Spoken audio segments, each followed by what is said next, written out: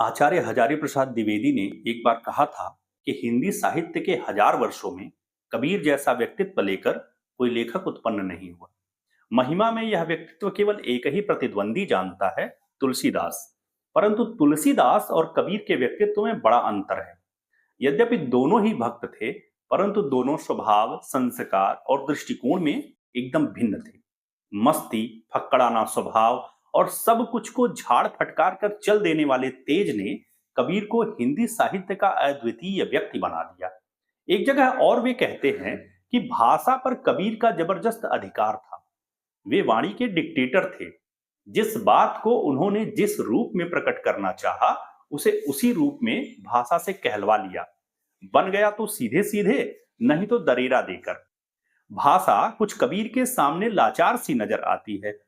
उसमें मानो ऐसी हिम्मत ही नहीं है कि इस लापरवाह फक्कड़ की किसी फरमाइश को नहीं कर सके। आज की इस वीडियो में हम इसी लापरवाह फक्कड़ कबीर के बारे में चर्चा करेंगे, तो बने रहिए हमारे साथ वीडियो के अंत तक। और हाँ, यदि वीडियो पसंद आए तो कृपया चैनल को सब्सक्राइब कीजिए और वीडियो को लाइक और शेयर अवश्य कीजिएगा। स्वागत है आप सभी का मेरे चैनल अक्षर हिंदी पर। कबीर के जन्म के बारे में प्रामाणिक रूप से कुछ नहीं कहा जा सकता। इसका प्रमुख कारण यह है कि इस बारे में सूचना का अभाव है। कबीर पंथियों में कबीर की जन्मतिथि को लेकर यह दोहा सबसे अधिक प्रचलित है। 1455 साल गए, चंद्रवार एक ठाठ ठे, जेठ सुदी बरसायत को पूरन मासी प्रगट भये। घन गरजय दामिनी दमके, बूंदे बरसे झरलाग गए, लहर तालाब में कमल खिले तह कबीर भानु प्रकाश भये। इस दोहे के अनुसार कबीर का जन्म संवत 1455 यानी सन 1398 ईस्वी की जेठ पूर्णिमा सोमवार को हुआ था।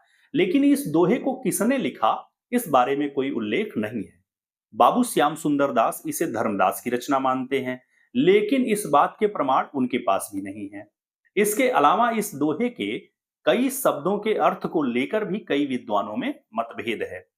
कुल मिलाकर कबीर की जन्मतिथि अनिश्चित है।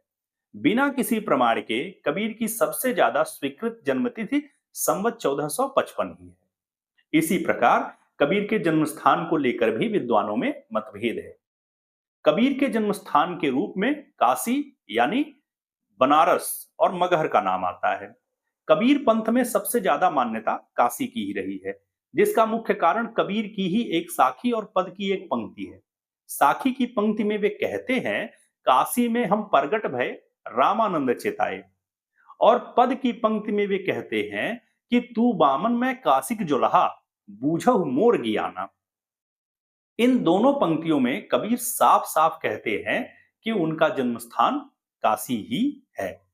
जन श्रुतियां भी काशी के पक्ष में ही है। मैं खुद संत कबीर नगर जिले का हूं, तो हमारे यहां भी कभी इस तरह की कोई जनश्रुति नहीं सुनी गई कि कबीर का जन्म मगहर में हुआ है। हाँ, यह जरूर सुना गया कि नियति का लेखा मिटाया नहीं जा सकता। जब कबीर को पता चल गया कि उनकी मृत्यु मगहर में ही होगी, तो उन्होंने काशी में अपने हाथ पांव कटा लिए कि जब हाथ पैर ही नहीं रहेंगे तो मगहर कैसे जाऊंगा। लोग कहते हैं कि भगवान की माया ने उन्हें घोड़े पर लाद कर आकाश मार्ग से मगहर पहुंचा दिया। हालांकि ये सब किंवदंतियां हैं, सत्य नहीं है, परंतु ये इतना संकेत अवश्य कर देती हैं कि कबीर का जन्म काशी में ही हुआ था। जन्म के बारे में जनश्रुति है कि कबीर एक अनाम विधवा ब्राह्मणी के गर्भ से उत्पन्न हुए थे, जिसे समर्थ गुरु रामानंद ने पुत्रवती होने का आशीर्वाद दे दिया था। उस ब्राह्मणी ने लोक लाज के डर से बच्चे को लहरतारा तालाब के किनारे फेंक दिया और वहां से गुजरने वाले नीरू और नीमा नामक जुलाहे दंपत्ति ने बच्चे को उठा लिया और पाल पोस कर बड़ा किया। कबीर की पत्नी का नाम लोई था। लोई के बारे में भी कहा जाता है कि वह एक बैरागी की पोषित कन्या थी। उसके माता पिता की भी कोई जानकारी नहीं है। कुछ लोग लोई को कबीर की पत्नी बताते हैं, तो कुछ उन्हें कबीर की शिष्या कहते हैं। कबीर की किसी औपचारिक शिक्षा का कोई प्रमाण नहीं मिलता। उन्होंने जो कुछ भी ज्ञान प्राप्त किया, वह सत्संगत से प्राप्त किया। कबीर के अनुसार पुस्तकीय शिक्षा और ज्ञान व्यर्थ है। उन्होंने कहा भी है कि पोथी पढ़ी पढ़ी जग मुआ, पंडित भया न कोय, ढाई आखर प्रेम का पढ़े सो पंडित होए। या एक जगह वे और कहते हैं कि तू कहता कागज की लेखी, मैं कहता आंख इनकी देखी। कबीर की शिक्षा दीक्षा से संबंधित यह साखी भी बहुत प्रचलित है, जिसमें कहा गया है कि मसी कागज छुयो नहीं, कलम गहो नहीं हाथ, और चारों युग के महात्मा मुख ही जनाई बात। अर्थात कबीर ने औपचारिक शिक्षा नहीं ली, वे शास्त्र को नहीं, गुरु की वाणी को ही सबसे बड़ा प्रमाण मानते हैं। कबीर के गुरु का नाम रामानंद था। रामानंद को सबसे पहले कबीर का गुरु मानने वाले हरिराम व्यास हैं, जो थोड़े ही परवर्ती यानी कबीर से थोड़े ही बाद में पैदा हुए थे। इसके अलावा नाभादास और अनंत दास भी इसका समर्थन करते हैं। कबीर पंथ में रामानंद और कबीर के गुरु शिष्य संबंध को लेकर अनेक पंक्तियां मिलती हैं, जैसे काशी में हम प्रगट भय रामानंद चिताए, या भक्ति द्राविण उपजी लाए रामानंद, प्रकट करी कबीर ने सप्तदीप नव खंड, या फिर सदगुरु के प्रताप से मिट गयो सब दुख दंद, कह कबीर दुविधा मिटी गुरु मिलिया रामानंद। इन पंक्तियों के आधार पर निश्चित होता है कि रामानंद ही कबीर के गुरु हैं। कहते हैं कि गुरु रामानंद ने कबीर को अपना शिष्य बनाने से मना कर दिया था, तो कबीर ब्रह्मवेला में उनके गंगा स्नान के मार्ग की सीढ़ियों पर ही लेट गए और अनजाने में रामानंद का पैर कबीर के ऊपर पड़ गया। इस पर वे पाप बोध से राम राम बोल पड़े। कबीर ने इस राम नाम को ही अपना गुरु मंत्र मान लिया और रामानंद को अपना गुरु। कबीर अपने गुरु को सबसे ज्यादा महत्व देते हैं। वे कहते हैं कि हरि रूठे गुरु ठौर है, गुरु रूठे नहीं ठौर। अर्थात भगवान आपसे रूठ जाए तो गुरु के पास शरण मिल जाएगी, किंतु गुरु रूठ जाए तो कोई शरण नहीं देगा। कबीर की जन्म तिथि के जैसे ही उनकी मृत्यु की तिथि भी विवादित है।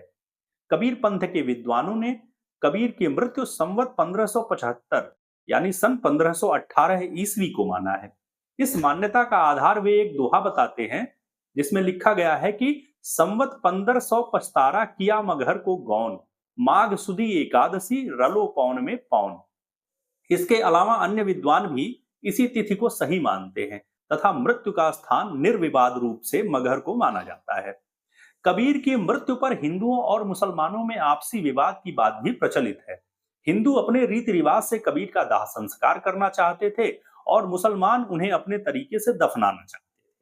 उस समय मगहर के नवाब बिजली खान पठान थे और काशी के राजा थे वीर देव सिंह बघेल।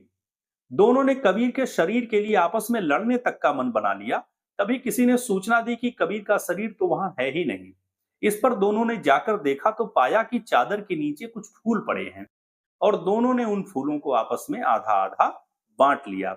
बिजली खान ने वहीं मगहर में आमी नदी के किनारे कबीर चौरा पर ही उन्हें दफनाकर समाधि बनवा दी और वीर देव सिंह बघेल उन फूलों को अपने साथ काशी ले गए और हिंदू रीति रिवाजों के अनुसार कबीर का दाह संस्कार किया। प्रभाकर माचवे की पुस्तक कबीर की प्रस्तावना में प्रोफेसर हजारी प्रसाद द्विवेदी ने बताया है कि कबीर राम के भक्त थे, लेकिन उनके राम दशरथ के पुत्र और विष्णु के अवतार नहीं थे। उनके लिए राम किसी भी व्यक्तिगत गुण से परे हैं। कबीर का अंतिम लक्ष्य एक परम ईश्वर को प्राप्त करना था, जो बिना किसी गुण के निराकार है, जो समय और स्थान से परे है और जो कार्य कारण संबंध से भी परे है। कबीर का ईश्वर ज्ञान है, आनंद है। उनके लिए ईश्वर एक शब्द है। वे कहते हैं, दशरथ सुत तिहु लोक बखाना, राम नाम को मरम है आना। तो लगे रहिए इस आन मरम की तलाश में, अपने राम की तलाश में, और मुझे दीजिए विदा। मिलते हैं अगली वीडियो में, तब तक के लिए नमस्कार।